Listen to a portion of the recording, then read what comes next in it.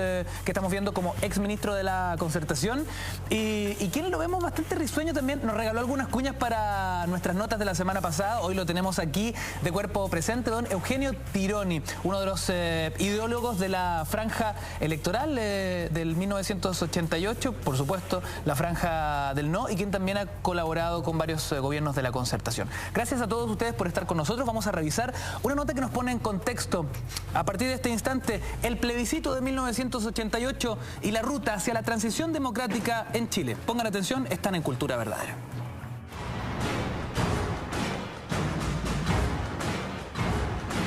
Fue la primera vez en la historia nacional que se realizó una franja política por la televisión. A un mes del referendo, el lunes 5 de septiembre a las 23 horas, aparecieron los primeros spots de 15 minutos cada uno. Dicha franja televisiva fue emitida hasta el 30 de septiembre de 1988. Sí, digamos todos que sí, sí, el país merece el sí, sí, por un futuro mejor. Vamos a decir que no, con la fuerza de mi voz. Vamos a decir que no, yo lo canto sin temor. En los inicios de la década de los 80, Chile había promulgado una nueva constitución política, la cual tuvo como principal objetivo resguardar el régimen de cualquier grupo o ideología que quisiera atentar contra el Estado y la nación. Para ello, declaró inconstitucional todo acto u organización que defendiera una concepción contraria a la familia o fundada en la lucha de clases. Este tipo de medidas encontró el rechazo en la oposición. Podemos afirmar en la forma más categórica aquí ante el país que la democracia no es el caos. Hay en Chile fuerzas morales y políticas que no lo aceptan. En cambio, la fórmula que se propone de concentrar todo el poder en unas mismas manos, dígase lo que se quiera, eso sí que es la inestabilidad permanente. En mayo de 1983, los trabajadores del cobre llamaron a un paro y a una protesta en contra del gobierno del general Pinochet. Aunque se pensó originalmente como una acción limitada, sus efectos fueron sorprendentes, ya que no solo protestaron los mineros, sino que se sumaron en forma espontánea sectores amplios de la sociedad civil. Las protestas cundieron inconteniblemente.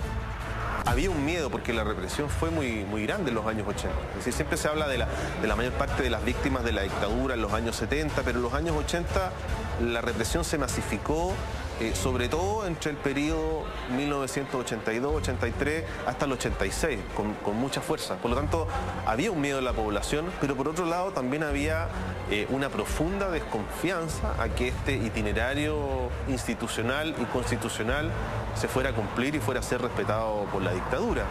El miércoles 25 de febrero de 1987, por primera vez desde el lunes 19 de noviembre de 1973, cuando la Junta de Gobierno había decretado la caducidad e inutilización de los registros electorales, pudieron inscribirse los hombres y las mujeres mayores de 18 años y los extranjeros residentes.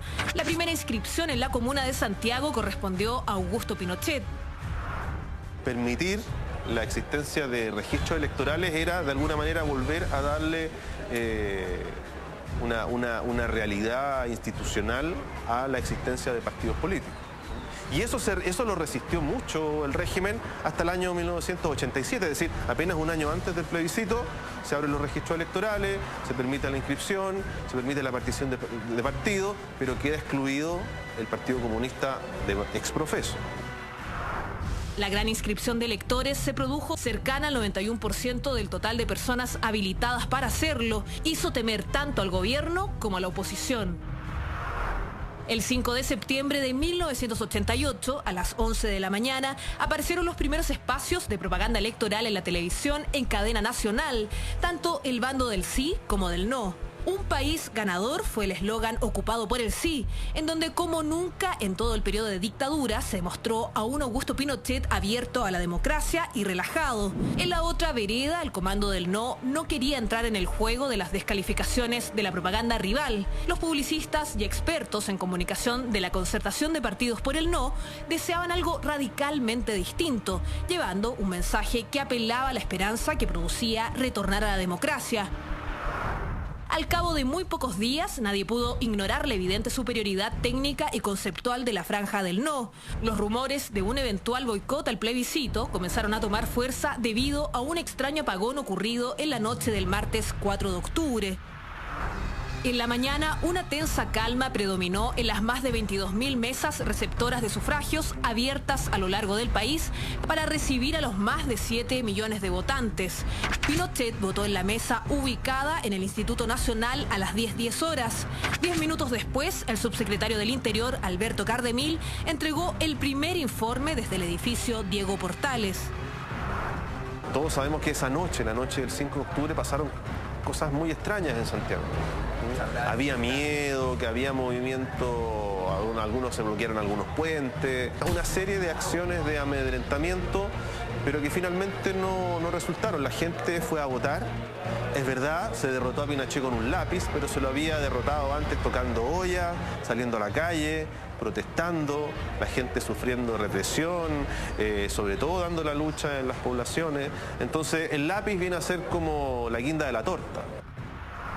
Quienes vivieron esas dramáticas horas del miércoles 5 al jueves 6 de octubre de 1988 no olvidarán jamás ese día. Se estaba jugando nada más y nada menos que el destino del país. A las 2 de la madrugada, Cardemil aparece ante los medios y anuncia los cómputos finales. El sí obtiene el 43% frente al 54,7% del no. De los 7.435.913 inscritos, votaron 7.236.241 electores, de los cuales 3.111.875 lo hicieron por el sí y 3.959.495 por el no. La abstención fue mínima. 51.30% para la opción sí, 46.51% para la opción no.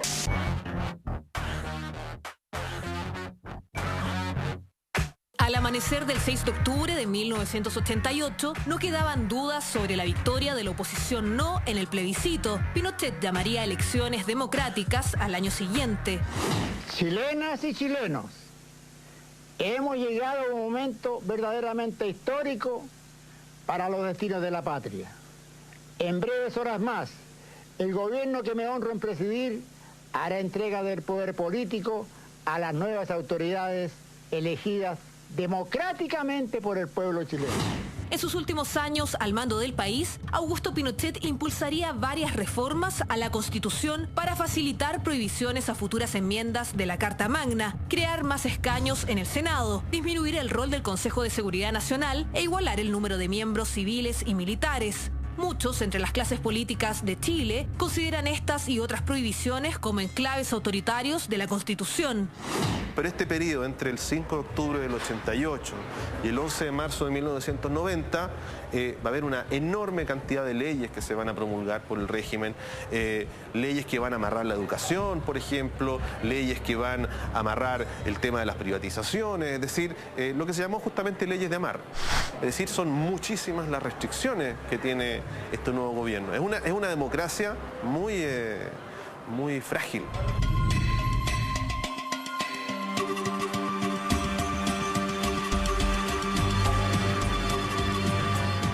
La tarea es hermosa, construir entre todos la patria que queremos. En el gobierno de Patricio Aylwin son varios los momentos en los que la democracia chilena se vio amenazada. El primero de ellos es el llamado Ejército de Enlace, en noviembre de 1990, en que tras una investigación realizada por el Consejo de Defensa del Estado al primogénito de Augusto Pinochet, el ejército se acuarteló y empezó a realizar en las afueras de varias ciudades distintas maniobras. Sino yo creo que uno de los momentos más duros es justamente el tema de los pinocheques, ¿no? El ejercicio de enlace en diciembre del año 90, es decir, pocos meses de iniciado el gobierno democrático, hay un movimiento de tropa que tiene como único objetivo proteger a un hijo del general que está involucrado en pagos extraños del ejército a empresas que le pertenecían. Tras 3 días de acuartelamiento, las maniobras fueron finalizadas con normalidad, debido a negociaciones sostenidas entre quien era considerado la mano derecha de Augusto Pinochet, el general Jorge Ballerino, y el ministro secretario general de gobierno de Aylwin, Enrique Correa Ríos. Por eso es que yo me atrevo en mi calidad de presidente de la República, a asumir la representación de la nación entera para en su nombre pedir perdón a los familiares de la víctima. Ya en democracia, con el objeto de contribuir al esclarecimiento de la verdad sobre las violaciones a los derechos humanos cometidas durante la dictadura cívico-militar, el presidente Patricio Aylwin forma una comisión presidida por el jurista y político Raúl Rettig, razón por la cual se le conoce popularmente como Comisión Rettig y su resultado como Informe Rettig. Era una de las deudas importantes que tenía que saldar la nueva democracia. ¿Qué había pasado con los derechos humanos? ¿Qué había pasado con los detenidos desaparecidos? Un reconocimiento por parte del Estado y de las autoridades del Estado, que habían sido justamente agentes del Estado, agentes públicos, que habían causado ese nivel de violencia en Chile. ¿Valía la pena sacar de la moneda a un general con uniforme para que otros cumplieran las directrices dejadas por él? ¿Existió realmente la transición? Hoy en Cultura Verdadera analizaremos los últimos años del régimen militar y los primeros momentos del regreso a la democracia en Chile. Puesto la franja del no y quien también ha colaborado con varios gobiernos de la concertación. Gracias a todos ustedes por estar con nosotros. Vamos a revisar una nota que nos pone en contexto a partir de este instante el plebiscito de 1988 y la ruta hacia la transición democrática en Chile. Pongan atención, están en Cultura Verdadera.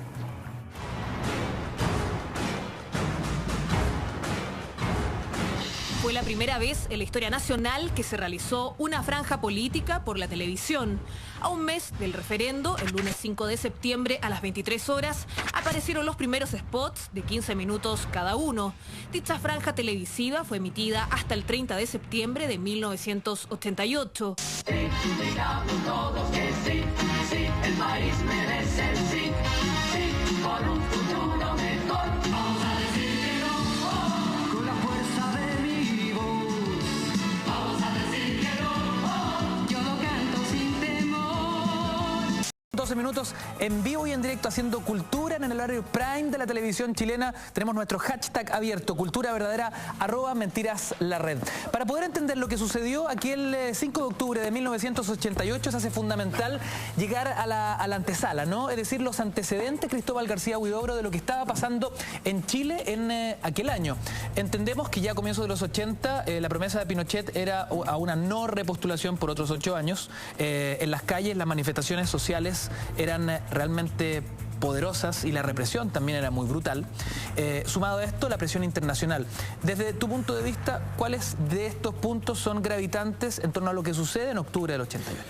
Bueno, a ver, había una cuestión que tiene que ver precisamente con el itinerario, varias veces cambiado por lo demás, que tenía el régimen de la época.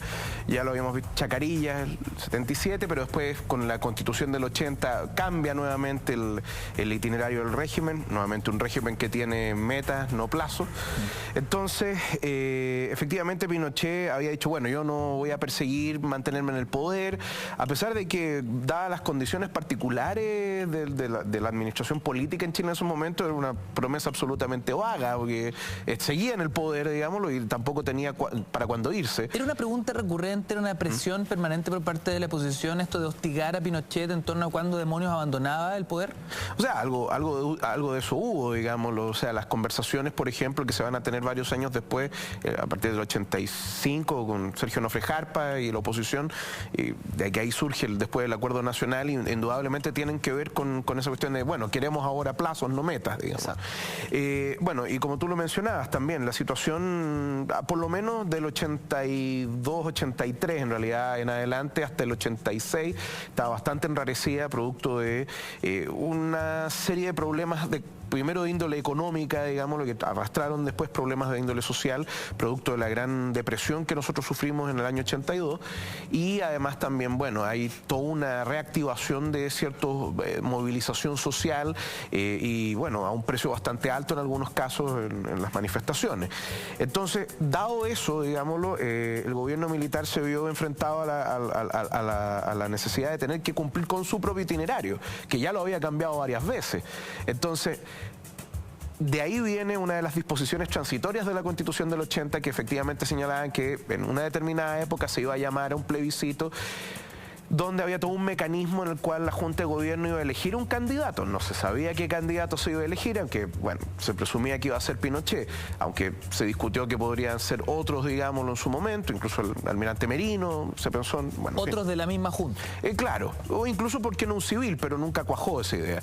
Entonces, eso llevaba precisamente a una posibilidad de que el régimen se mantuviera en el poder, pero ya no con los militares, sino con una normalización democrática, y por otro lado también alejado de la figura de Pinochet. Pero finalmente Pinochet hace un gallito de fuerza al interior de la Junta y se impone, con la ayuda evidentemente del almirante Merino, por lo que se ha sabido. Entonces, finalmente se proclama a Pinochet, digámoslo, como el candidato de la Junta, y eso lleva al plebiscito del sí, el no, digámoslo, el 5 de octubre del 88. Esteban, Pinochet se impone, sin embargo, volvemos un poquito hacia atrás, y lo hablábamos de tras bambalinas en torno a lo que nos deja este documental que aún está dando vueltas. Se lo recomiendo, el de los Chicago Boys, que aún está acá en Santiago, en el Cinearte Alameda, y tiene que ver con el llamado milagro económico de la dictadura en algún minuto, pero donde, cuando vemos cifras macro, hubo grandes momentos, ¿no? Digamos, grandes momentos en la economía,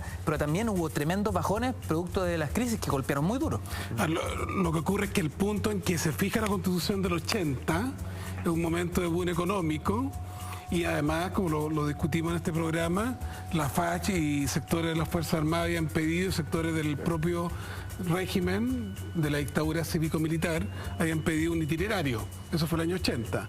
Y el año 88 está la economía rebotando de una crisis económica la más grande de la historia del país, comparada con la del 29, que es la crisis del 82-84, que empieza a tener un mejoramiento económico.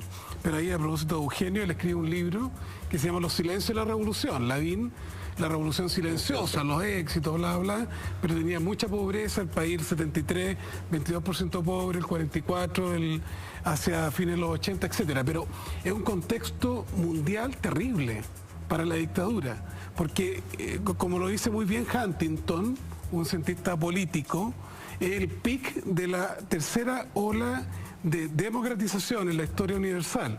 Estaba Gorbachev, que había hecho la apertura de los países del este, solidaridad en Polonia. En Chile ya los movimientos sociales habían ganado todo. Las federaciones de estudiantes, los sindicatos, los colegios profesionales. Era clarísimo que la dictadura era minoría y la UDI, el gremialismo en todas partes.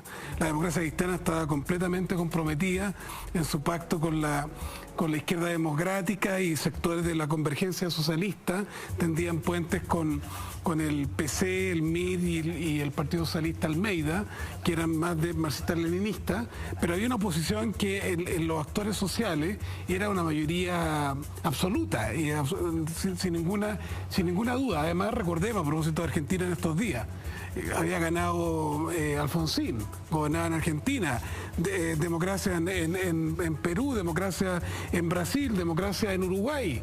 Es decir, Chile era completamente aislado. E incluso, aunque estaba regido Estados Unidos por los republicanos, ya desde Carter, marcando a fuego la historia de Chile, por la locura de la dictadura hacia el terrorismo de Estado en matar a Letelier en Washington, Estados Unidos estaba claramente en contra de Pinochet, por la democracia. Yo recuerdo haberme reunido con Talkov y la fundación, la Heritage Foundation, que era la fundación del Partido Republicano, y decían, bueno, hay que apoyar a los demócratas, y de hecho Estados Unidos jugó un rol en favor también de la democracia. Pero insisto en esto, porque siempre la historia es como los grandes actores de la transición o lo eficiente de la franja, los partidos y el contexto internacional, pero a nivel social, la Iglesia Católica, los sindicatos, los partidos políticos habían tejido una resistencia contracultural, una mayoría política y social en todos los gremios, absolutamente, abrumadoramente en favor de la democracia. Bueno, todo esto fue dibujando lo que sucedió en televisión el día 5 de septiembre de 1988. ¿Qué pasó en los meses anteriores en la confección, en el diseño, me imagino, en un sinfín de peleas ideológicas brutales para llegar a un ejercicio muy cercano a la publicidad? También Eugenio Tiriones nos visita hoy. Eugenio, cuéntame un poquito cómo llegas tú a la franja y a la estructura, ¿no?, de ir pensando cómo invitar a la gente a votar primero. Imagino que el primer desafío era que la gente perdiera el miedo y fuese a las urnas, sin temor. De ahí recién marcar por la opción no. Claro, si aquí el principal adversario que tenía el no era el sí, era el miedo y el escepticismo. El escepticismo, se tomó en buena parte lo animaba el propio Partido Comunista, que se encargaba de decir que no tenía sentido inscribirse, no tenía sentido votar que no, porque igual iba a haber trampa y Pinochet iba a seguir en el gobierno. O sea que en el fondo jugar el juego del plebiscito significaba caer en una trampa. Íbamos a perder la dignidad sin pero al final llamaron, y el miedo bueno, no costaba mucho propagarlo, porque estaba metido, digamos, en todos los rincones de la sociedad.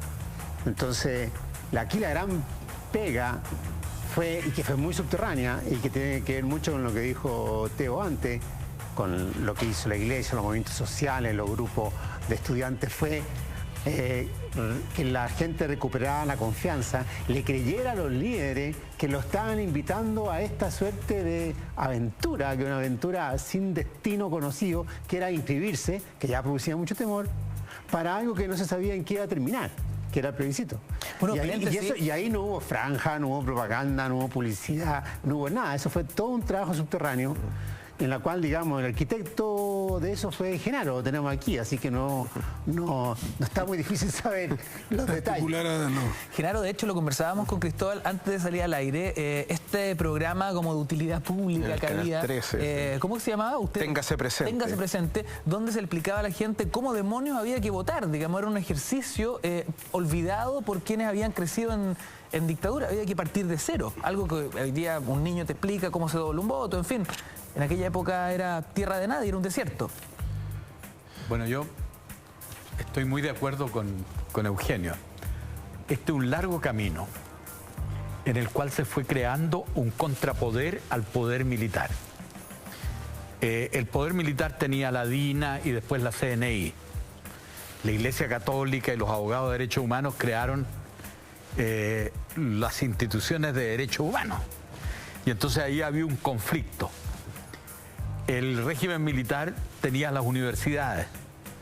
Cuando Pinochet nombraba los comandantes de las divisiones, conjuntamente con nombrar el comandante de la primera división, de la segunda división, nombraba al rector de la Universidad de Chile y el rector en esa época de la Universidad Técnica. Incluyendo el paracaidista. Incluido el paracaidista.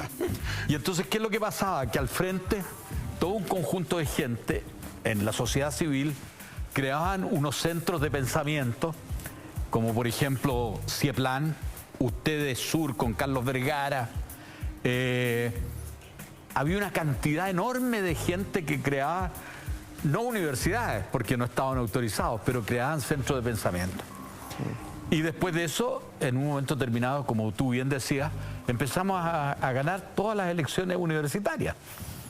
Tú, Goich, Lubetich. Y paralelamente había un sindicalismo amarillo y de repente aparecieron los Manuel Bustos, Seguiel en Rancagua. Seguiel, en fin, y entonces esa gente creó un movimiento sindical alternativo. Entonces, ¿qué es lo que pasó? Yo diría por allá, por el año 84, que el país estaba dividido. Tú tienes la policía política, nosotros tenemos la Vicaría de la Solidaridad. Tú tienes la Universidad de Chile con el paracaidista, ¿me entiendes? El general Medina Loy. Alejandro Medina Loy. Claro.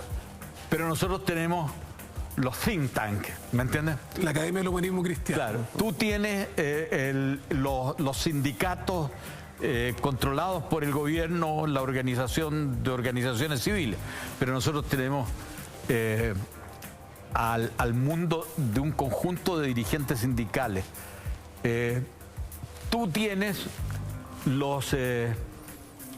el aparato político del gobierno, que era, después de todo, bien aceitado, masivo, pero nosotros tenemos los partidos políticos. Entonces yo creo que en un momento determinado nos encontramos en una posición casi de equilibrio, por distintas razones. Pinochet ha firmado en el poder del Estado. Nosotros afirmados en la sociedad civil, los partidos, los intelectuales, éramos dos fuerzas en la cual ninguna podía ganar. Interesante, porque ese equilibrio permitió, por ejemplo, el famoso dedo de Lagos, ¿no? No, claro, porque lo que pasó fue lo siguiente. Quizás Lagos no hubiese tenido el arrojo que pasó a la historia. Claro, porque también en los medios de comunicación se empezaron a crear espacios. La entrevista de la Raquel Correa es antes del no. Claro. Y la Raquel Correa es el momento en el cual Lagos hace su dedazo. Pero seamos francos. Estaba la radio cooperativa, estaba la radio chilena, la época, estaban las revistas, la revista APSI, la revista Causa. Análisis. Entonces, este no era un país en el cual Pinochet pudiera decir, mire, yo controlo todo. No, señor, usted controla una parte. Es cierto, usted controla el ejército, usted tiene el respaldo de los empresarios, usted controla las universidades, pero nosotros controlamos no menos, ¿me entiendes? Y ese es el cuadro en el cual empezamos a caminar hacia el plebiscito. Eugenio decía una cosa, nuestro gran enemigo no era, por supuesto lo era, pero era Pinochet, pero el peor era el miedo, era la pérdida de dignidad de una oposición que había perdido siempre. Los estudios que ustedes hicieron en Sur, con el ILET, indicaban de que la gente le preguntaban y decía, ¿y usted qué piensa del régimen militar? 80% en contra.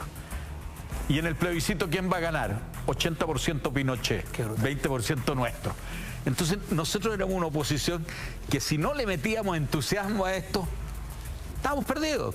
O sea, ¿la idea de la alegría y la esperanza fue un concepto consensuado desde el principio o fue un muñequeo difícil de concebir? Así como Pablo Larraín lo narra también en su película. No, fue un concepto difícil, sin lugar a duda. Pero esta cuestión se origina en esto que señala recién Genaro. O sea, se origina que hicimos una gran batería de estudio con apoyo de los americanos. George Soros, ¿te acuerdas? Entre otros. No. Y entre esos estudios lo que encontramos esta incongruencia, o sea, y nos dedicamos a hacer focus group, que yo por lo menos jamás había hecho, que hicimos con una americana o mexicana, que lo registramos, lo hicimos obviamente con apoyo de la iglesia, o sea, en parroquia, en todo Santiago, y con eso más o menos, no sé, 20, 25 días. Que además, que yo siempre comento que terminábamos esto muy tarde en la noche y nos íbamos a tomar un café o comer algo con esta mexicana, andábamos los dos. Y la mexicana entonces me decía, ¿y qué dijeron? Porque ella hablaba bien castellano, pero no entendía nada. No entendía nada. Y menos entenderle a chileno. Entonces ella solamente captaba no ni traducía. No, captaba, no, era muy interesante porque captaba lo más relevante, captaba el lenguaje corporal, captaba los gestos. Y lo que ella, su gran conclusión es que el temor era algo que jamás había visto tan intenso como entre los chilenos. Y bueno, y ella lleva con todo este análisis, lo lleva a un tipo que se llama Joe Glick, que es un psicoanalista, que viene a Chile de vuelta a entregarnos el informe, esa reunión en el ILET. Oye, pero él dice, Chile psicoanalizado a través de esta... Claro, y este tipo hace su informe. Fueron los primeros focus group que se hicieron en Chile que lo hicieron. Claro. Y este tipo dice, mira, aquí usted es muy simple, ustedes están castrados. Castrados. Castrados. O sea, aquí ustedes, si ustedes le plantean algo épico a la gente los va a rechazar. Si ustedes le plantean un obstáculo que parezca demasiado desafiante, la gente no lo va a asumir. La única posibilidad es plantearle algo que puedan hacer y sobre todo que les dé optimismo. Que recuperen su dignidad. Que recuperen su dignidad. Esa era la palabra. La palabra, ¿te acuerdas? Era dignidad. Dignidad, como efecto de la castración, de la violación. Dignidad. Era acogida. Y de ahí que brota esto de la alegría ya viene, digamos. Claro. Ese es el racional, digamos. Es un concepto largamente trabajado, porque la sensación del tipo era... Los hombres, por ejemplo, los hombres eran más marcados que las mujeres. Claro. Los hombres llegaban y decían, yo he perdido todo. Perdí el sindicato, perdí el partido. Claro. Echaron a mi compañero al lado y yo guardé silencio. Venían a retirar a los tipos en la población y yo guardé silencio. Yo no tengo dignidad. En consecuencia, yo no tengo optimismo. Entonces la gran lucha era cómo a este país tú le dabas un sentido épico, un sentido... Y ahí habían símbolos muy complicados. Por ejemplo, cuando se abren los registros electorales y estaba ahí en la información, el primero que se inscribe es Pinochet. Entonces la gente, nosotros que estábamos recién partiendo, nos decían, oye, y ustedes imbéciles van a llevarnos a inscribirnos en los registros electorales en circunstancias que el primero que se inscribe en la mesa número 1 del Instituto Nacional es Augusto Pinochet. ¿Me entiendes? Era muy complejo. Pero yo simplemente porque ayuda, la contrahistoria ayuda a pensar, punto. Yo por ahí escribí que la franja del no fue la lírica de esa lucha y no la épica de esa lucha. Porque hubo toda una red de apoderados, de gente, de organizaciones, de movimientos sociales. El mismo Hechos Urbanos de Sur mostraba ahí la organización de la coordinadora de pobladores, es decir, una trama en región, en todas partes, gigantesca. Hubo un rol. El Papa era muy anticomunista, pero era también antidictadura, estaba asqueado de la intervención soviética en Polonia y apoyaba Solidaridad, pero el Papa, que algunos lo juzgan porque ahí Pinochet lo utilizó en el balcón de la moneda, pero el Papa vino a decirle, reconozca el resultado. Recuerda que al final de la noche el plebiscito a la 1 de la mañana, ¿no? El dictador viene a entregarse. Si aparece ahí diciendo voy a entregar el poder a los civiles, pero estuvo taimado, choreado, humillado y hasta el final ahí con Cardemil, etcétera, ¿no? Fue una noche muy larga. Entonces hay toda una trama de producto no solo de que el centro y la izquierda en Chile han sido importantes, y además, para ser justos con la historia, hubo todo un segmento de la derecha liberal chilena, Armando Jaramillo, Julio Subercasó, Carmen Sáez, Patricio Philip, Correa. Pedro Correa, que se acaba de morir, fantástico. Un montón de gente de derecha que dijo no a la violación de los derechos humanos. Mucha gente opositora al gobierno de Allende, que se convirtió en que era demócrata y que tempranamente fue contrario a la dictadura. Entonces había una mayoría cultural, social, que era una trama muy gigantesca. Esteban, perdón, lo que dice Esteban, mira, hay un momento muy dramático. Nosotros estábamos por la inscripción electoral y de repente dejan entrar a doña Tencha, la viuda de Salvador Allende. Y para nosotros era clave qué es lo que dijera la Tencha, que estaba en Buenos Aires y que aterrizara en Chile. Y si ella decía, no hay que inscribirse, es decir, eso era imposible de recuperarse. Y yo me acuerdo que le pedimos a algunos amigos de ella, de Chomaira, Sergio Vital, no, es que hay que entender, ella era una mujer que había pasado en el exilio mucho rato. Bueno, era una jugada mediática clave. Y llega, pero ella se baja. Con la izquierda renovada. Sí, ella se baja y dice hay que inscribirse. Y eso cambió de una manera muy importante el cuadro. Y para ser justo, el Partido Comunista, que había hecho muchas torpezas, incluido el Frente Patriótico Manuel Rodríguez, en un momento determinado llega a un acuerdo para llamar a inscribirse. Y eso debió haber sido unos 2 meses o 3 meses antes, llamó a inscribirse. Digo eso porque hay que ser justo. 6 meses antes, porque se cerraba el plazo. No. Fue en marzo del... yo creo que fue 2 meses cuando mucho y con bastante bemolia. Claro, pero lo hizo. El PAIS, sí, que fue un partido que se inscribió después también, y el Comité de Izquierda por Elecciones Libres, que recuerda que aquí habían 2 problemas, yo creo, para hacer esa mayoría. Un problema eran sectores no toda la ADC, pero sectores del centro político que no querían mezclarse con toda la izquierda, y por eso surgió otra exigencia democrática. Manuel Sangüesa, mucha gente que decía, oye, ¿cómo? Eso fue después del plebiscito. No, pero partió antes con el Comité de Izquierda por las Elecciones Libres y lo que se llamó la Izquierda Unida, ¿te acuerdas, no? Porque frente al acuerdo nacional, que era solo del centro del socialismo renovado y excluía a la izquierda. ¿Te acuerdas? Pero espérate, había un paréntesis. Es que esto es muy interesante, Eugenio. ¿Cómo poner de acuerdo, lo hablábamos la semana pasada, cómo poner de acuerdo a posiciones ideológicas y políticas tan distantes bastante, tan disímiles, en un fin común, que era uno, ir a votar y que la opción no fuese, digamos, un ejercicio al unísono, además de que la franja sostuviese estos elementos, ¿no? La búsqueda de la dignidad, la alegría, la canción La alegría ya viene, Jaime Aguirre, en fin. ¿Cómo se llegó a todo eso? ¿Cuántas vestiduras se rasgaron para llegar a ese acuerdo? Imagino que tiene que haber sido una discusión brutal. Mira, yo creo que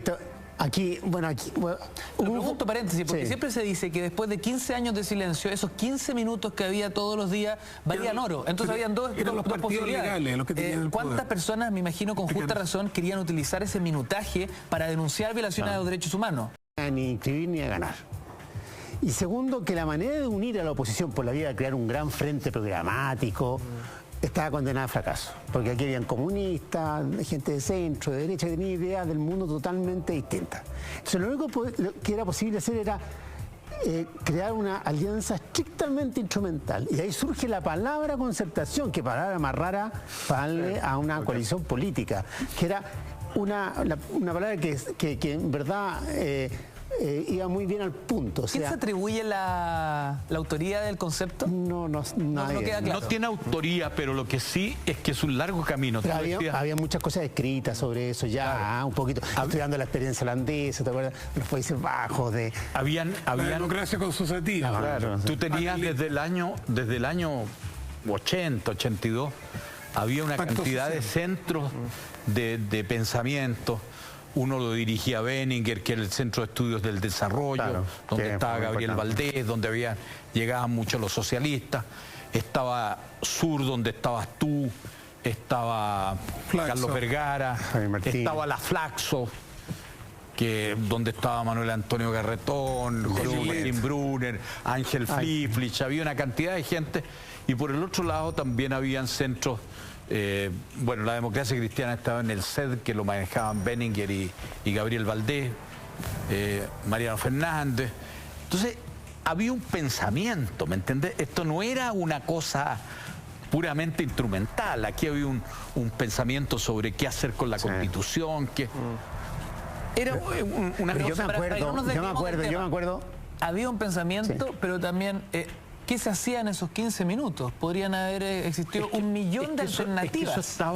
Es que eso estaba ya definido.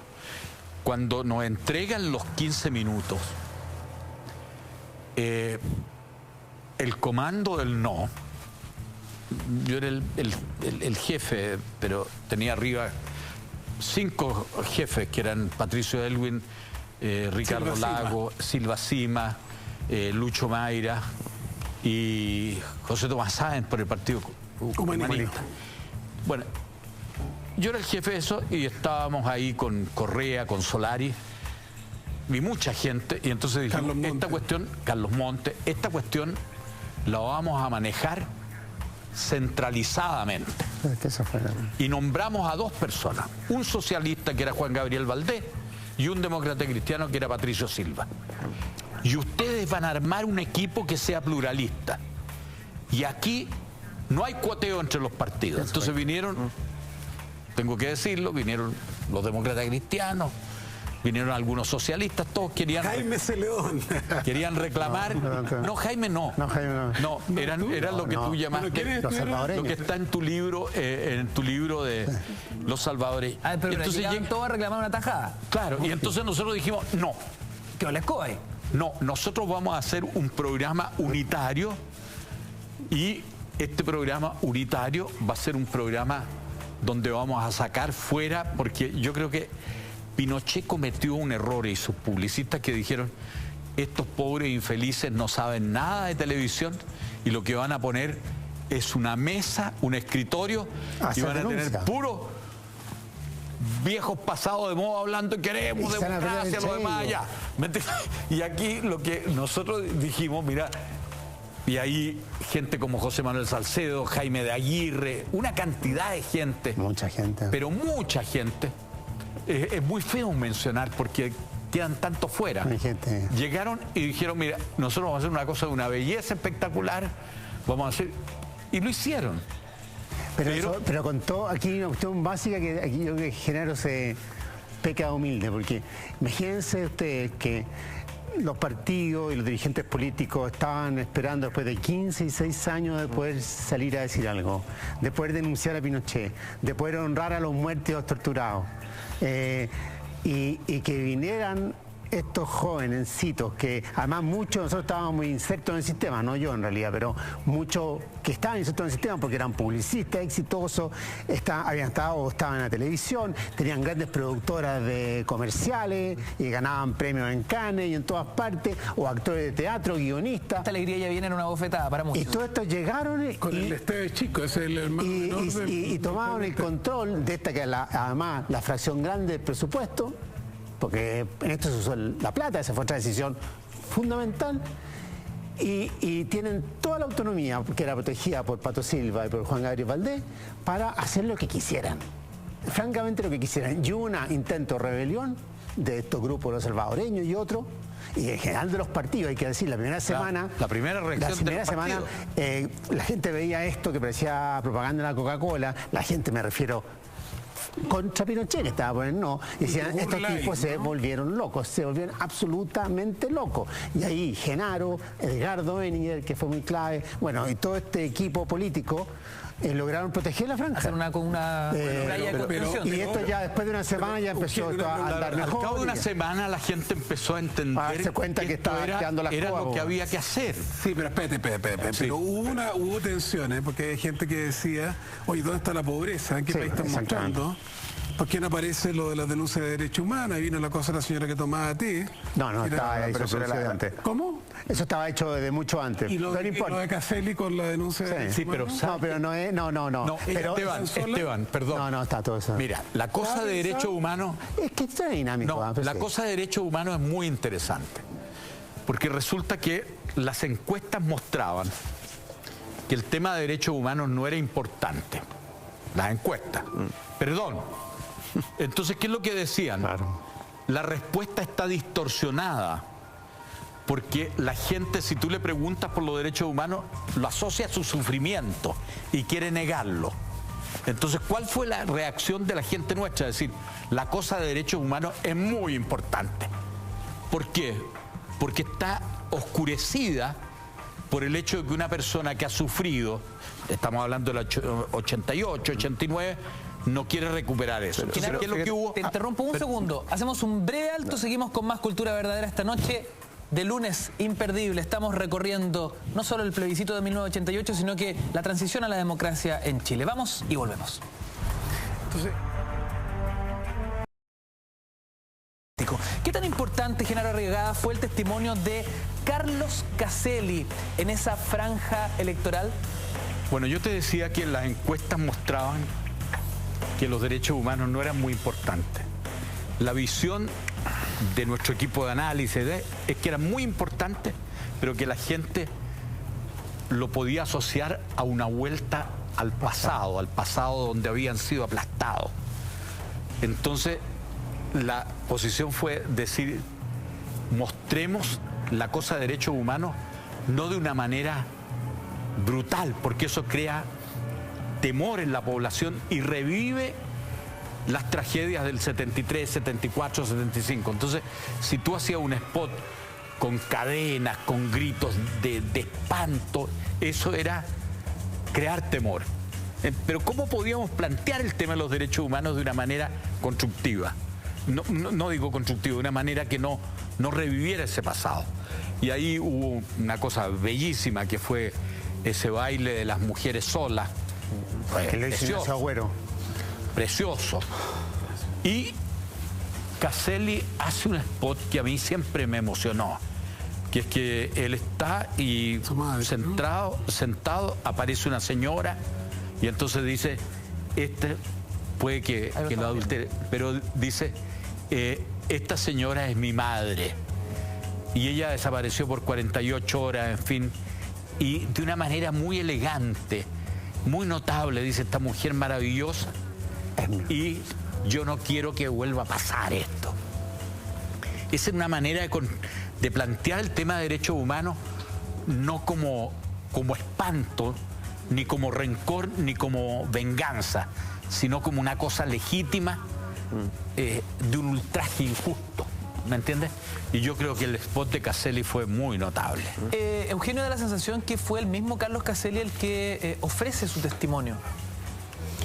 Claro, esto no estaba planeado, no estaba previsto en ninguna... No hay ni una escaleta de aquí entra Caselli, en fin. Esto de pronto, yo no puedo reconstruir cómo, pero de pronto aparece esto, llegaban muchas cosas. Claro. Llegaban materiales, ideas, gags, o sea que gente producía y llegaban a la mesa que manejaban Ignacio Agüero y Eduardo Tironi, y estos tipos empezaban la noche a juntar, a mezclar, a votar, a seleccionar, y a las 2 de la mañana partía Pancho Celedón con la cinta de este porte en esa época al Consejo Nacional de Televisión a entregarla. Esa era la mecánica. Despejando algunos mitos, ¿es cierto que para el régimen la franja en primera instancia fue ninguneada? A ver, esto no lo va a ver nadie, a nadie le interesa. Recordemos que era otro Chile. Poner una franja política, electoral a las 11 de la noche del año 1988 era lo que hoy consideraríamos el trasnoche, ¿no?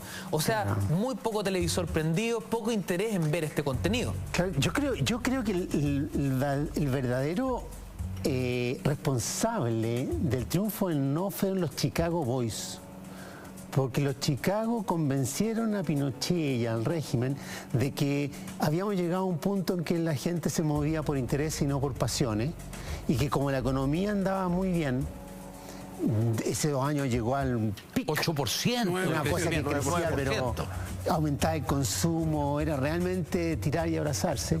La gente iba a apoyar al sí. Y además no iba a ver esto a las 11 de la noche, que ya era, pero realmente muy tarde, porque otro día tenían que trabajar para pagar las deudas e ir a consumir al mall. Entonces, todo esto era, y por ende, no le prestaban tampoco ninguna atención ellos a la franja, no pusieron creatividad ni dinero, porque la economía es lo que regula y manda sobre la vida de las personas. ¿Cristóbal lo ve de esa forma? Y yo creo que para nosotros, quiero decirte que fue tal el contraste entre lo que nosotros habíamos invertido y el tipo de franja que hicimos versus la del sí, que nos vino toda la duda si no estábamos equivocados, si efectivamente no nos habíamos vuelto locos. Nosotros nos vinimos a recuperar de eso como a la semana.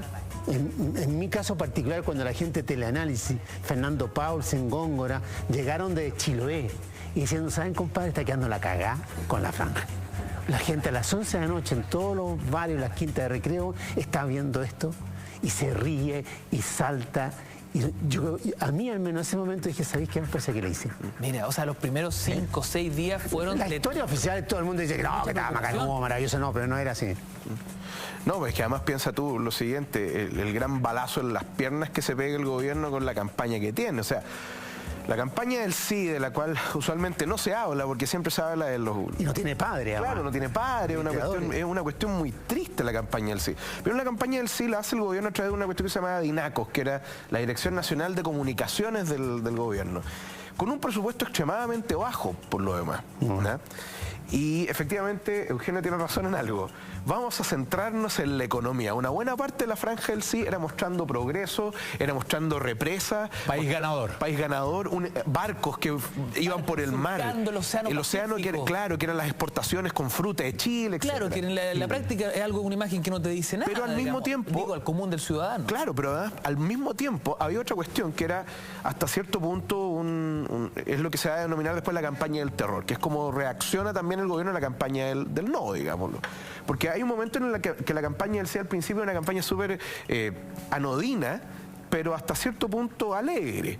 Y después viene una cuestión más recalcitrante en la campaña del sí, donde empieza, digámoslo, a darle, por ejemplo, el tema de los derechos humanos, que lo conversábamos fuera de cámara. Claro, cómo finalmente la campaña del sí se burla del tema de los derechos humanos. Entonces al final muestran un spot de la campaña del no, que era gente bailando. Entonces termina el spot y vienen las tras bambalinas, donde finalmente toda esta gente eran terroristas, ¿ya? Les pasan molotov, armas, están encapuchados, etcétera. Viene toda la parte también de qué va a pasar si finalmente la concertación llega al poder.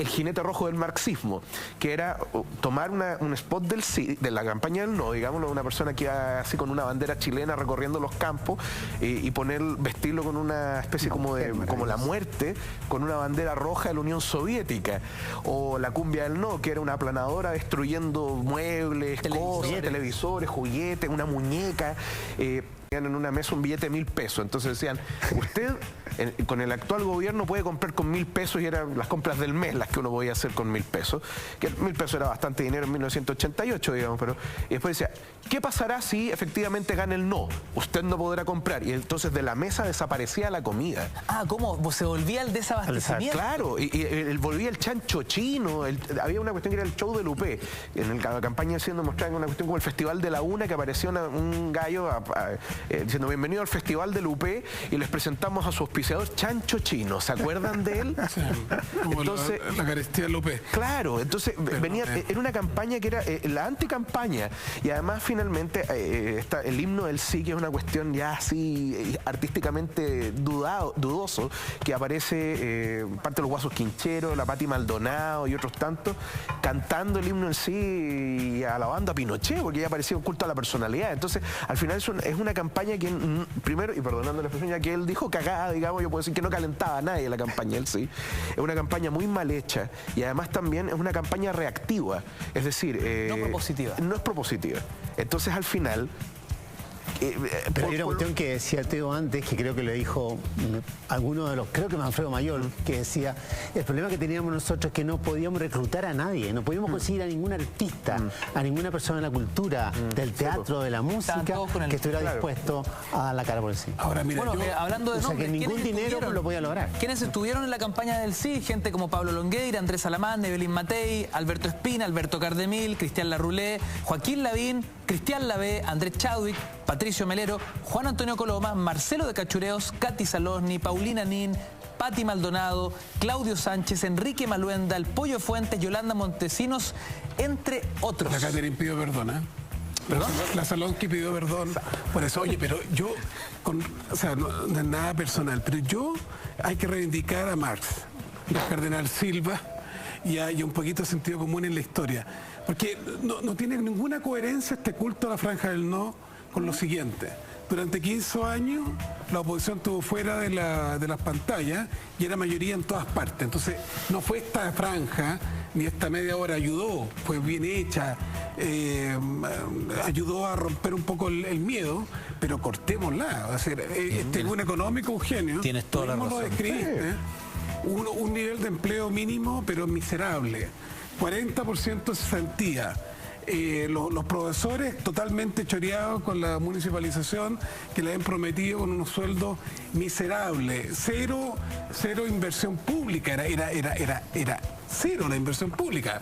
Represa alguna hidroeléctrica, porque en 17 años ni un solo embalse, resentimiento, no negociación colectiva, o sea, una polarización social de gente subalterna. Era el festín de unos cuantos ricachones. Entonces, por eso hubo tanto movimiento social, tanta protesta. 45% sacó, ¿eh? Tanta... no fue cosa poca, ¿eh? No, 43%. Red social. Pero espérate, sacó un 43% en un contexto autoritario, y yo coincido de que hubo 500.000 votos de gente de izquierda que no se inscribió y no fue a votar por el escepticismo, pero también coincido, y ahí se me anduvo enojando Genaro el otro día, de que el Partido Comunista al final apoyó la campaña del no, pero no podía aparecer en la foto. Entonces había allí un doble estándar, ¿no? Aguántame un segundo, detenemos todo, porque a esta hora de la noche sabemos que hablar de alcohol y drogas con tu hijo no es nada fácil, pero empezar a conversar, eso es lo importante. Es necesario que estés disponible para ellos, y Senda está disponible para ti. Toda la información en www.senda.gov.cl. Senda, Ministerio del Interior y Seguridad Pública, Gobierno de Chile. Estimados, en honor al tiempo tenemos que seguir avanzando cronológicamente, y ya entramos en el triunfo no del no, porque lo sabemos, 5 de octubre de 88 es el plebiscito. ¿Qué sucede luego cuando Chile nuevamente conquista la democracia y es Patricio Aylwin quien se convierte en el nuevo presidente de Chile, en un nuevo proceso histórico comenzando además la década de los 90. Cristóbal García Huidobro. Yo me acuerdo que alguien escribió una vez que hubieran puesto a cualquier persona y la Concertación ganaba igual, digámoslo. Primero la derecha iba dividida en una campaña que era con Frafra, digamos, con Francisco Javier Errázuriz. Mi región produce de todo, ¿no? Ni frute. Bueno, estaba la campaña de Francisco Javier Errázuriz, una campaña que es una cuestión que finalmente termina siendo destructiva para los fines de que tenía la derecha en esos momentos. No más bla bla, vote por Frafra. La están viendo en Pichilemu, Bueno, las conejos están ahí. La cuestión de los pollitos, que en 5 minutos sea eliminar la UEF, etc. Y después venía el gran hacedor del milagro, del segundo milagro chileno. El primero hablaba Milton Friedman, que es Hernán Vigi, digamos. Eso tenía que ser desde la economía a la política. Pero tenía que ser de la economía. Entonces al final la idea de la tecnocracia, etc. Un personaje, por lo menos el caso de Vigi, que en un momento dejó botada la campaña. O sea, dijo, no, yo no voy a seguir en esta campaña. Lo que nos está diciendo Cristóbal, que los contendores de Aylwin eran muy malos candidatos. Sí, claro, o sea, lo que pusiese la Concertación ganaba. O sea, por último, Frafra podía ser un poquito más atractivo, porque era un gallo populista que finalmente atraía cierto voto blando, pero, o sea, a ver, por un lado, la campaña de Aylwin fue una campaña bastante buena porque finalmente el eslogan es gana la gente, ¿no? O sea, esto es, de hecho todavía me acuerdo de la canción, era gana la gente su libertad, llegó el momento de la verdad.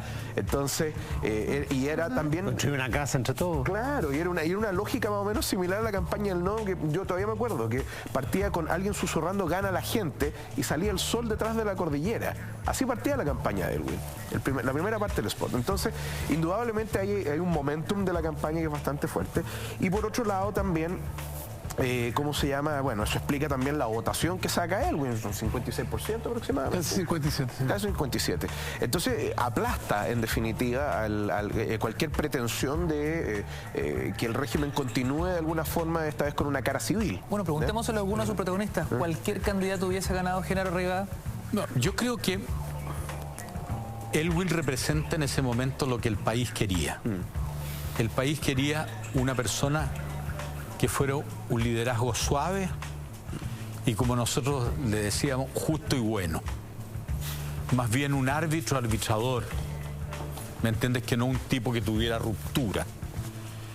Y en ese sentido yo creo, ustedes saben, yo no fui muy partidario de la candidatura de Aylwin, pero tengo que reconocer de que él representó eso. Representó un momento de equilibrio, de paz y de sensatez. Lo que no quiere decir que Aylwin no tuviera momentos en los cuales hizo cosas incluso en contra de sus más directos asesores. Por ejemplo, la Comisión de Verdad y Reconciliación. La Comisión de Verdad y Reconciliación es una cosa que él le impone contra el alegato de algunos de sus más cercanos. Y en ese sentido, Aylwin... Él con Pancho Cumplido. Con Pancho Cumplido. Y en ese sentido, Aylwin, que hay que ubicarlo en el contexto. El contexto era muy adverso. Paréntesis, antes del contexto, Genaro, ¿por qué no estabas de acuerdo con que Aylwin fuese el candidato? No, porque cada cual tenía derecho a tener candidato. A eso quiero llegar. ¿Quiénes eran las otras alternativas en ese entonces? Yo era partidario de un liderazgo más joven. Que era Frey. Pero quiero decir lo siguiente, de que el tiempo probó de que la opinión mayoritaria era la correcta y no la mía. Y en consecuencia, Aylwin representó ese momento de un padre justo, bueno, un árbitro, pero también capaz de hacer un manejo. Y la otra cosa que tenía Aylwin, que es muy importante, es que él no era un presidente omnipresente e hizo confianza en sus equipos. Hizo mucha confianza en Foxley. El manejo de la economía durante el gobierno de Aylwin fue muy, muy bueno, en contra de todos los anuncios de la derecha de que la economía se iba a desplomar. Y que tenía mucha posibilidad de desplomarse después del sobrecalentamiento. Por supuesto. Del 88. Cuando tú tienes una economía sobrecalentada, en el 9% se podía desplomar. Y después pero había muchos países que tenían vetado invertir en Chile culturalmente. Y después de eso hizo un manejo de la situación política bastante notable. le dio un espacio a todos los partidos, se vivió un periodo de mucha unidad. Yo creo que esos son los grandes méritos de Elwin. Y inició en condiciones muy adversas. Hay que pensar lo siguiente. Pinochet, en el último año, aprueba una ley que establece una ventaja para los miembros de la Corte que se quieran jubilar. Y se jubile una cantidad de miembros de la Corte, y creo ser exacto. Pinochet en el último año nombra a 17 de los 19 miembros de la Corte Suprema. De manera tal de que nosotros teníamos una Corte Suprema que era absolutamente pinochetista. Teníamos a Pinochet de comandante en jefe del ejército. Teníamos 8 senadores designados. Teníamos mayoría en la Cámara de Diputados, pero éramos minoría. Entonces la situación era muy compleja. Muy compleja. Y yo creo que... Más un mundo empresarial que se sentía en deuda con Pinochet y que temía ser, digamos, expropiado por el nuevo gobierno. Sí, pero yo creo que hasta 25 años después, es bueno hablar de la grandeza que tuvo la transición chilena y de los pecados de la transición chilena, sin tapujo. Claro. Porque fue una transición rara. O sea, cuando uno, mira, seamos objetivos. Es que esa es la definición misma de una transición. En historia, claro. Además que la transición es siempre una invención, ¿no? Porque fue una transición del punto de vista que el 11 de marzo del 90 empezó un gobierno civil, pero seguía el dictador de comandante en jefe del ejército. Nunca he visto en ninguna parte. En España había muerto Franco, Stroessner había sido derrocado por su primo, Ceausescu fue fusilado. O sea, en ninguna parte, en el caso sandinista, que además hayan ganado las elecciones después, que el hermano Ortega de comandante en jefe del ejército y gana la opositora, es decir, pero en este caso es rarísimo. Sin embargo, para ir a casos puntuales, ¿no? Cuando Genaro Arriagada plantea las dificultades que se iban presentando en torno al contexto que enfrentaba Chile en la época, ¿qué pasa con casos puntuales como, por ejemplo, el ejercicio de enlace? No, hay el ejercicio de enlace y recordémoslo, el episodio históricamente. Sí, que el año 90, en que ya se empezaba a investigar los escándalos de Pinochet, que uno puede entenderlo, que ahí hubiera miedo, pero el problema está que eso tiene una réplica del 93. Y termina con el gobierno de Frey, en que la comisión de la Cámara de Diputados tiene claro que está Pinochet con los negociados con su hijo, FAMA, una cantidad gigantesca de militares, está Clinton de presidente de Estados Unidos. Ya ha habido demasiada democracia bajo el puente, 4 o 5 años después, y se vuelve a decir razón de Estado, la democracia, puede acabarse la transición. Veamos un ejercicio de revisión histórica. Cristóbal, ¿te parece que fue una transición pusilánime como plantea Esteban, o era lo que se podía hacer? No, a ver, yo creo que cada época... Yo digo claro oscuro. No, claro, yo estoy de acuerdo con Esteban si lo planteamos así como una cuestión de claro oscuro. Que no hay transición que no implique compromiso. ¿Ya? Porque finalmente tú lo que estás logrando, por ejemplo, Esteban ponía el caso de Paraguay. Bueno, Stroessner, después de haber gobernado 39, 35 años Paraguay, tuvo que salir por la puerta chica porque lo derroca el yerno, de hecho. En lo que pasa en Argentina es porque finalmente el gobierno militar se va destruido por la guerra de las Malvinas. Entonces, claro, en el caso de Uruguay... pero después los militares en Argentina... estrangularon al gobierno de Alfonsín, que era lo que nosotros teníamos al frente. Claro. Y si la nueva democracia chilena, el gobierno de Elwin, hubiese sido estrangulado por asonadas militares, no estaríamos sentados en esta mesa. Y que de hecho hubo dos, porque Aldo Rico, está el ejercicio de enlace y está el boinazo también. Entonces, por eso yo quizás sería un poquito más suave, digámoslo, porque tanto tiempo de democracia, el 93 al 95 no hay mucho tiempo, el 93 el boinazo, digámoslo, el 95 años después. El 88 al 96. Bueno, pero igual los militares estaban metidos. Sí, pero los militares estaban. Sí, indudablemente, pero los militares estaban metidos en el entramado del gobierno todavía. Entonces, por eso hay que mirarlo con un poco más de suavidad, creo yo. Ahora, indudablemente que las transiciones nunca dejan felices a nadie. ¿Ya? Porque siempre hay alguien... En eso radica su éxito. Claro, porque finalmente es lo mismo que las conciliaciones entre los abogados. O sea, ninguno de los dos en esta mesa va a salir ganando. Tú tienes que ceder y vas a perder. Pero yo también voy a ceder y también voy a perder. ¿Ya? Ahora, mirado así, claro, cuando ponemos en definitiva cosas tan espantosas como las violaciones a los derechos humanos, por mencionar algunas cuestiones, que se van a demorar en definitiva en salir las sentencias. El 96 creo que es la de Manuel Contreras, 97, 98, Brigadier Espinosa, Álvaro Corbalán. Claro, ahí la justicia tardó, pero llegó, ¿ya? Pero mirado así, como mirándolo, bueno, aquí uno no le pone sentimiento a las cosas. Bueno, es que por desgracia en este tipo de cuestiones no hay que mirarlo con sentimiento. Pero me permite, Cristóbal. Sí, claro, por favor. Yo estoy de acuerdo contigo. Creo que lo peor es llegar y decir esto fue una transición perfecta. La perfección en este campo no existe. Esto todo 25 años después, digamos, que mirar, ¿no? Pero uno no puede llegar y poner la lupa sobre las carencias y olvidarse de los tremendos activos. Por ejemplo, el gobierno de Elwin lo primero que plantea en las reformas constitucionales es una disminución del peso de los senadores designados y la regularización y la incorporación a la vida cívica del Partido Comunista, la derogación del artículo 8º. Bien importante, acuérdate. En el 89 en las negociaciones. En el 89. General, aguántame un segundo, que justamente tenemos una nota que ilustra el gobierno de Patricio Elwin. La vemos y lo comentamos a la vuelta. Estás en Cultura Verdadera a través de las pantallas de la red.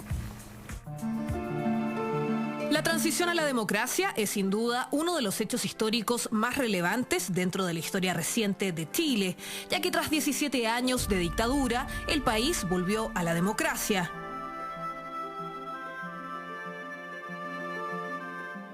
Y ese periodo, en el caso concreto chileno, va entre esas dos fechas. El 5 de octubre del 88, el momento, la noche del plebiscito, en que queda cancelada toda posibilidad de regresión autoritaria, y el 11 de marzo de 1990, en que asume el primer gobierno democrático.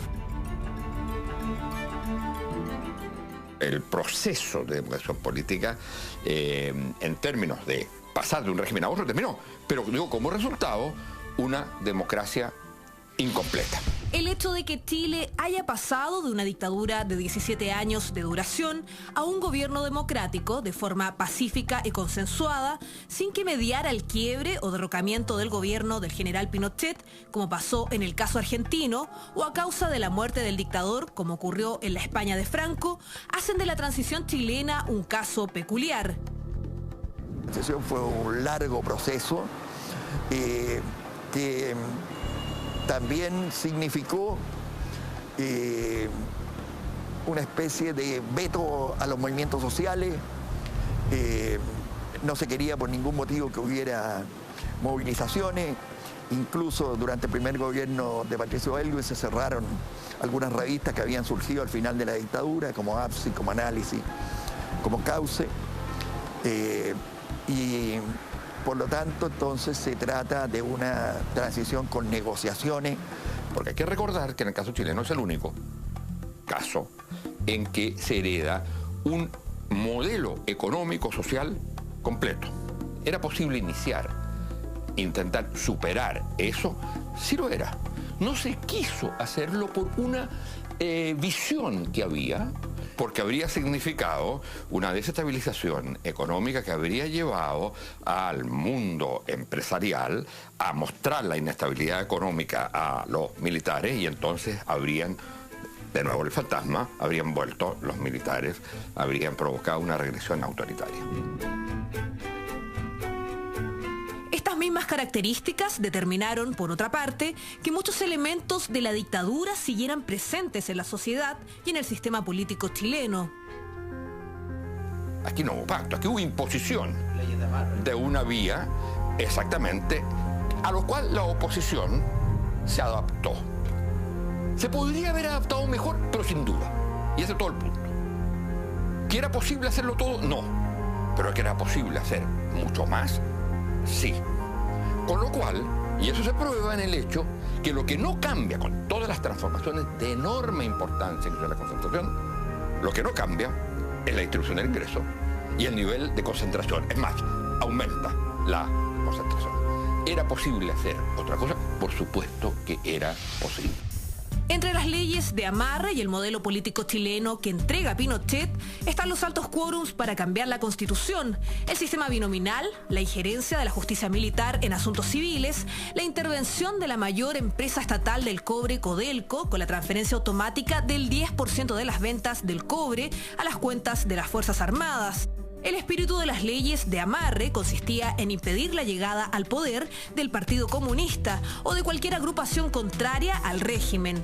Se postulaba además que estas leyes garantizarían la gobernabilidad y estabilidad política del país, fomentando los pactos electorales y obligando a los partidos a ponerse de acuerdo en ciertos programas. El único consenso que existió fue consenso que se vaya a la dictadura.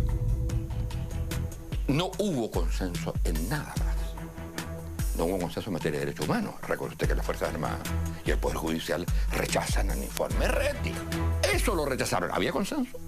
¿Había consenso en la forma de organización de las regiones que había impuesto la dictadura?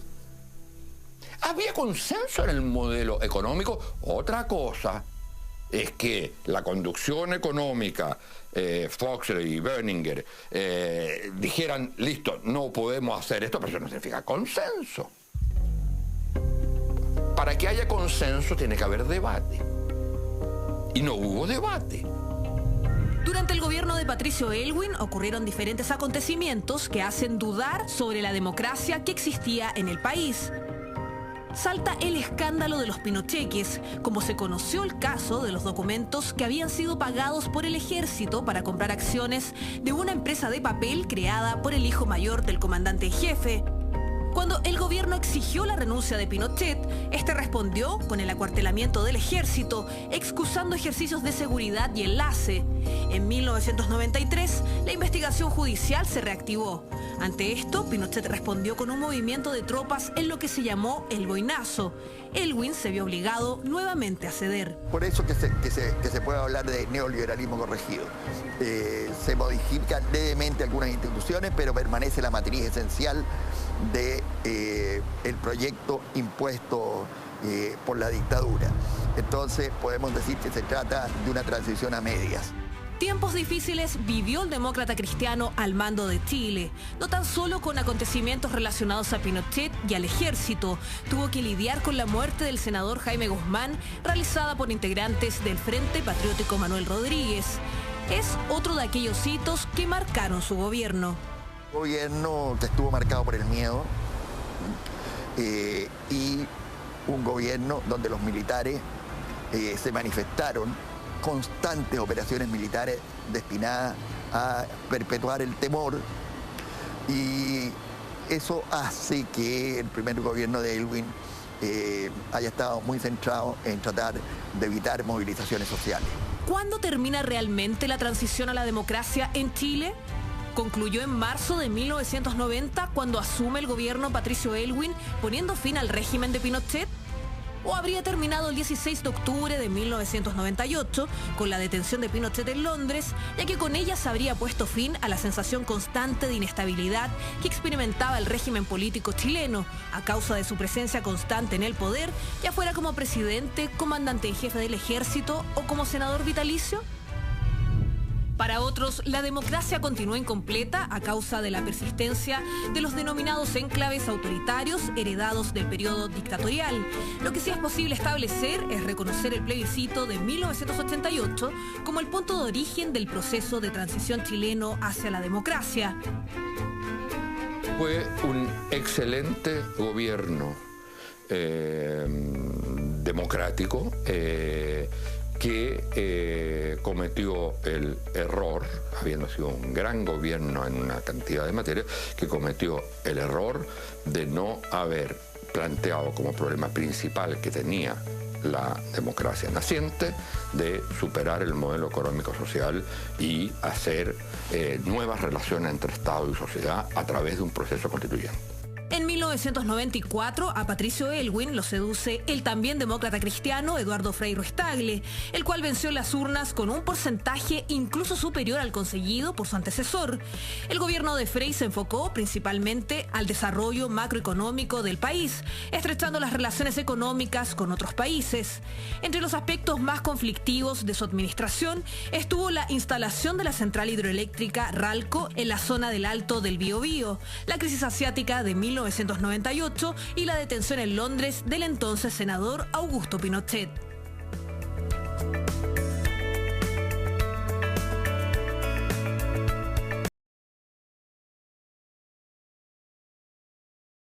En Cultura Verdadera, como todos los lunes, a través de las pantallas de la red con el hashtag Cultura Verdadera, @mentiras_la_red. Tensa transición, Eugenio Tironi. La palabra miedo se repite mucho en la nota, en las cuñas, ¿no?, que van dando los distintos expertos al momento de ir analizando el proceso. La palabra miedo, ¿por qué tan recurrente? Sí, me llamó la atención, en realidad, porque, o sea, el animal que no tiene miedo desaparece, se extingue. El miedo es un factor fundamental, digamos, para tener mecanismos de defensa o de mimetización si uno no tiene otro mecanismo de defensa. Yo creo que la política sin miedo nos lleva al fanatismo. O sea, lo que hoy día vemos como el terrorismo islámico es precisamente la extinción del miedo. Por ende, si alguien va a hacer política, yo le pediría, por favor, tenga miedo y cultívelo, manténgalo. Entonces no entiendo este alegato que busca satanizar a la transición porque sus dirigentes tenían miedo. En buena hora que tenían miedo. Y porque el Chile entero tenía miedo. No quería volver a la tragedia que había vivido. Y salir de eso era un trabajo, era un momento muy delicado. Y que requería tener tener miedo, o sea, tener temor hacia dónde nos podrían llevar las consecuencias de nuestras pasiones. Pero se les pasó la mano, se les pasó la mano. Porque, entonces, Genio, mira, una cosa del miedo... No hay política moderada sin miedo. No, pero mira, se le pasó la mano, porque yo lo escribí por ahí en un libro que ya habló de la conversión, porque una cuestión es tener miedo. A mí me tocó ser protagonista cortita ahí de esa parte de la historia, ¿no? Como subjefe de la campaña no a nivel juvenil, ir a reclamarle a Enrique Correa, que era el ministro de Aylwin, ¿por qué la Concertación no cumplía su programa, que era crear el Instituto de la Juventud y promover la ley de asociativismo juvenil con consejos de la juventud en cada región autónoma? No orden, esto puede generar, no desorden en el gallinero. Yo dije que estos tipos están locos. O sea, se mimetizaron con Pinochet y el miedo se los comió del alma. Entonces... Chao los medios opositores, chao la Radio Nacional, no poder dar la batalla de Chile en TVN, no permitirla. Tuvimos en Rancagua, después cuando me tocó con un grupo de gente dirigir el municipio, estaba prohibido el acto de una marcha de derechos humanos, tuvimos que hacerlo en la escalinata de la municipalidad porque estaba prohibido, o sea, exceso de miedo. Entonces yo creo que ahí los límites de lo posible, no es que yo no estoy hablando de cosas que digo 25 años después, estoy hablando de ese tiempo. Hubo como una identificación con el orden, el orden no es el único valor. Como dice Esteban. No es el único valor. Mira, yo no lo pondría como miedo. Yo lo pondría como que hay que recuperar una cosa fundamental. La política es el arte de lo posible. ¿Qué quiere decir eso? De que yo tengo que considerar en un momento determinado que no estoy solo. Entonces, no es que mi sola voluntad baste. Yo tengo un ejército que está unido detrás de Pinochet. Acuérdense de Frei cuando llegó y llamó a retiro a Stange. A Edmundo Pérez le costó como un año sacar a Stange. Acordémonos lo que nos costó meter preso al Mamo Contreras. Es decir, yo viví eso... ¿Se cumplir la orden? No, pero es que cumplir la orden, Esteban, yo te encuentro razón. pero esto no era cosa de mandar 2 agentes de investigaciones con una patrullera. En una pelea de camarín, resulta que más grande. No, este es un problema de... Resulta que... Esta analogía es interesante, Eugenio.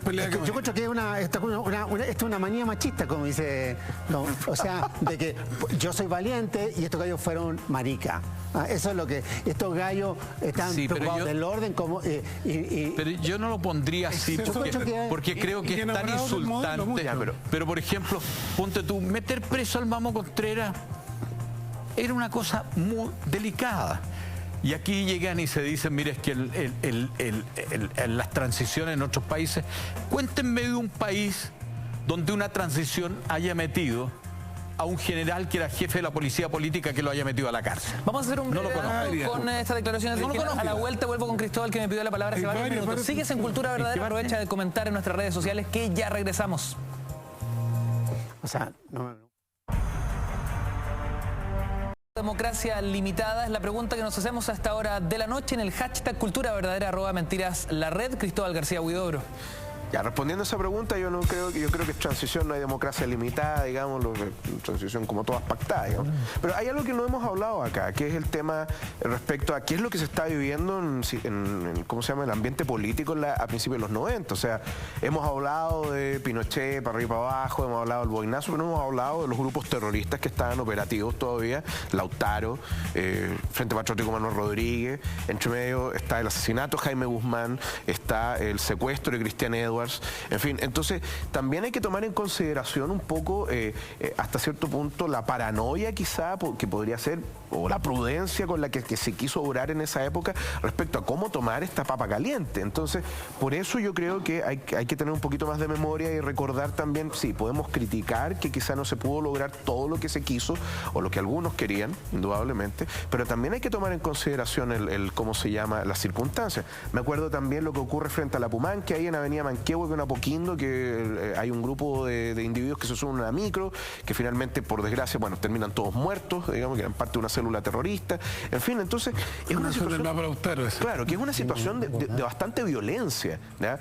La mujer metralleta, en fin. Entonces, ahí es donde entra a trabajar precisamente esta organización al interior del Ministerio del Interior, que es la oficina, como se le llaman, para tratar de desarticular esto, ¿ya? Entonces, ¿qué tenemos? Por un lado, un frente problemático que tiene que ver con aquellos que todavía le debían lealtad a lo que había significado el gobierno de Pinochet.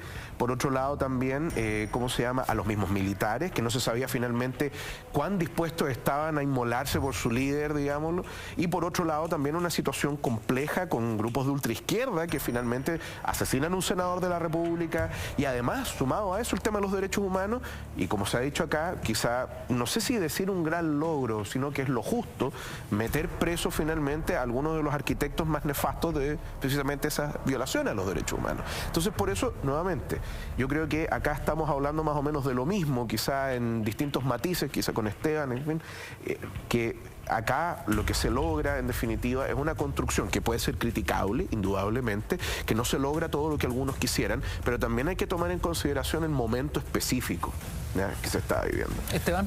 Bueno, yo estoy en desacuerdo, además que... No me extraña. Sí, estoy en desacuerdo. Y no me gusta con Eugenio, que diga que es una pelea de camarín y que lo marica es como sinónimo de cobarde. O sea, respeto por los maricas, ¿no? Por eso digo. Respeto por los maricas, ¿no? O sea, no es el punto, porque además yo creo que no solamente un problema de miedo, y yo creo que es legítimo reconocerlo. Hay muchas personas que se enamoraron y les gustó el modelo. Entonces el modelo es más, eso es panfletario, esto no es un modelo neoliberal, ha sido corregido con leyes ambientales, regulaciones, hubo más lucha contra la pobreza, pero un modelo liberal corregido, como lo dice bien Manuel Antonio Garretón. Pero seguimos con el dominio privado del agua, con una situación impositiva muy lejos de la igualdad de la OCDE, con muy poco Estado, un modelo hipercentralizado, autoritario en muchas instituciones que ha costado destrabarlo, pero particularmente en aquella época hay que reconocer, con esto termino, ¿no?, una idea que es fundamental. Es cierto también, lo dice Lee Payne en un texto que se llama Transitional Justice, comparativamente Chile no tocó a Pinochet, pero hubo bastante justicia relativa comparado con los argentinos, los uruguayos. Claro. Comparado con Sudáfrica. Una ley de punto final. Pero no hubo democratización. En España hubo democracia, en Argentina hubo democracia plena, en Uruguay hubo democracia plena. Y aquí tuvimos serias dificultades como colectivo, también actores sociales, de haber ayudado a un proceso mayor de refundación que con una asamblea constituyente se puede corregir. Caballeros, un cuarto de siglo después. Las marcas son importantes para alcanzar la meta de Teletón, pero una marca fundamental es la que deja cada uno de nosotros con nuestro aporte y compromiso. Con la marca que dejas tú logramos el 70% de la meta total. Recuerda, este 27 y 28 de noviembre Teletón la hacemos todos. Restan solo 4 días. Queridos amigos, esto es Cultura Verdadera, en vivo y en directo a través de las pantallas de la red. Cultura y revisión histórica en horario prime en la televisión chilena. Estamos a esta hora de la noche en una interesante discusión en torno a si la transición que vive Chile es eso, una transición o una democracia limitada. Ese es el título de trabajo que le hemos puesto a esta hora de la noche a nuestro tema que nos convoca. Genaro Arriagada, le quité la palabra justo antes de ir a la pausa. No. Yo creo que es cierto que una transición siempre parte como una democracia limitada, particularmente en las condiciones que nosotros partimos. Una Corte Suprema absolutamente conservadora, un comandante en jefe inamovible por 8 años, un ejército absolutamente contrario al proceso de transición, como se vio en el célebre acto del permiso del general Parera a Elwin en la primera parada militar. En consecuencia, a mí lo que me parece complicado es que si uno dice que esto es perfecto, no, pues no fue perfecto. Esto fue un proceso gradual. Pero lo que yo no acepto es el que no reconozca la importancia de los cambios que se hicieron gradualmente. Genaro, hoy día nosotros tenemos un ejército que está absolutamente sometido al poder político civil. Un ejército profesional, obediente, no deliberante. Es una cosa muy notable. Tenemos una Corte Suprema que de repente hasta se nos sobreactúa, pero es enteramente distinta que la Corte Suprema que teníamos antes, ¿me entiendes? Tenemos un cuadro en el cual yo creo que no conozco, y he estudiado muchas transiciones, no conozco una transición donde haya habido una mayor cantidad de violadores de los derechos humanos metidos presos. En Polonia, que sepa, no hay ni uno. ¿Qué tan desestabilizador fue el asesinato de un senador en plena democracia, la muerte de Jaime Guzmán? Yo creo que era es decir, una manera de votar una democracia en cierne, que se está reestructurando, son 2 o 3 asesinatos selectivos. Eso lo saben los terroristas en todas partes del mundo. Yo estaba ese día, la directiva del Partido Demócrata Cristiano, yo era secretario general del partido, estábamos con el presidente Elwin cuando de repente entra Enrique Krauss pálido, y no porque fuera cobarde, sino porque la gravedad del asunto, y dice, acaban de dispararle a Jaime Guzmán. Y nosotros dijimos, bueno, presidente, esto es demasiado grave, la directiva se va, y nosotros nos fuimos al hospital a ver a Jaime Guzmán, y ahí supimos que se acababa de morir. Pero si se hubiera agregado al crimen de Jaime Guzmán el crimen de un par de dirigentes políticos de derecha más, la transición estaba terminada. Y ahí hay que reconocer el esfuerzo que se hizo para los efectos de desmantelar estos grupos que uno no sabía si eran terroristas de izquierda, en apariencia hechos por terroristas de derecha, o eran terroristas de derecha disfrazados de terroristas de izquierda. Pero la democracia peligraba mucho si nosotros demostrábamos de que los grupos terroristas podían asesinar gente. Denme un segundo, porque a esta hora de la noche sabemos que hablar de alcohol y drogas con tu hijo no es fácil. Pero empezar a conversar es lo importante. Es necesario que esté disponible para ellos, y Senda está disponible para ti. Más información en www.senda.gov.cl. Senda, Ministerio del Interior y Seguridad Pública, Gobierno de Chile. Interesante la discusión que se está planteando acá, ¿no? Porque estamos desentrañando parte de nuestra historia, estamos entendiendo si el proceso de transición democrática que vive Chile es justamente ese proceso o se trata de una democracia más bien limitada. Ahora, ¿heredamos el modelo económico y político de Pinochet y hasta qué punto, como señala nuestro GC al aire, Cristóbal? O sea, a ver, indudablemente que hay una serie de correcciones que se le hacen al modelo, incluso antes de la vuelta a la democracia. O sea, el modelo de los Chicago a mediados de los 80 estaba fracasado. O sea, Chile no, con la economía, con el modelo que tenía no podía seguir adelante, la economía estaba en el suelo. Entonces de ahí la reconstitución del modelo desde otra perspectiva permite al gobierno militar tener 4 o 5 años de crecimiento bastante grande. Y indudablemente después con Elwin Frey y Lagos también después, pero aunque eso ya se escapa un poco de lo que estamos conversando, hay una serie de regulaciones que se establecen desde el punto de vista de libre competencia, desde el punto de vista medioambiental, desde el punto de vista de la superintendencia de valor y seguro, etcétera. Entonces, no, hay mucha más regulación pero quizá todavía está el tema del Estado subsidiario que es discutible, etcétera. Cristóbal, mira, ¿cómo hacer igual? No, por eso no.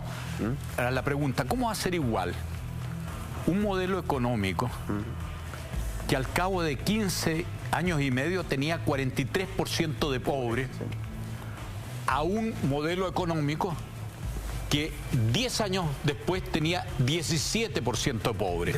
Hay una diferencia muy importante. No, pero déjame decirte una cosa. ¿Tú sabes cuánto fue la primera ley ambiental en Chile? Fue la última ley que firmó el presidente Patricio Aylwin. Y cuando se planteó el tema de crear una Comisión Nacional del Medio Ambiente, los sectores conservadores de este país nos acusaron de que íbamos a destruir la economía chilena. El marxismo verde. El marxismo verde. Después de eso, cuando tú llegas y dices, el sistema bancario chileno es el sistema bancario más regulado de América Latina. No hay ni uno que se le parezca. Entonces, es cierto que se mantienen cosas que por lo demás lo han mantenido todo, hasta los chinos y los vietnamitas. Pero una cosa que a mí me llama la atención estos términos que usamos así como regularmente, sí. Democracia limitada. Toda democracia es limitada. Si no tiene limitaciones, se llaman dictadura. Ya hablé sobre el temor. O sea, políticos sin temor son otra vez dictadores o fanáticos o ayatollah. Cuando decimos que heredamos el modelo, ningún futuro. O sea, nosotros vamos digiriendo también las monstruosidades del pasado y tratando de construir una continuidad. También para eso está la política. Eso cuando se dice, además cuando se dice, es que no hemos cambiado el modelo, pero hay una idea esencialista como que hubiera otro modelo alternativo, o sea, una pelea de modelos.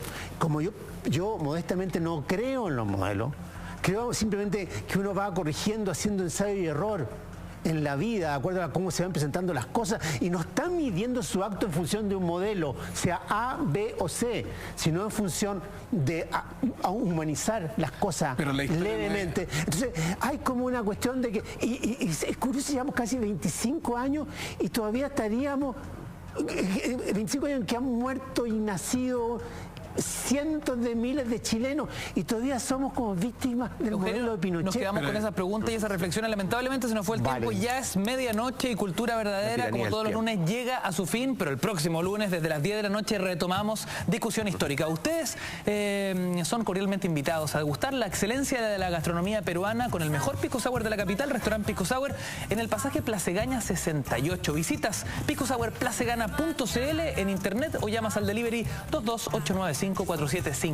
Ojo que de lunes a viernes desde las 4 de la tarde y hasta la medianoche dices mentiras verdaderas y obtienes un 20% de descuento. Ya lo sabes, Restaurante Pisco Sour, el mejor sabor peruano. Gracias por su sintonía y nos reencontramos mañana 10:30 con Mentiras Verdaderas. Siga así somos. Estás en la red. Hasta la próxima.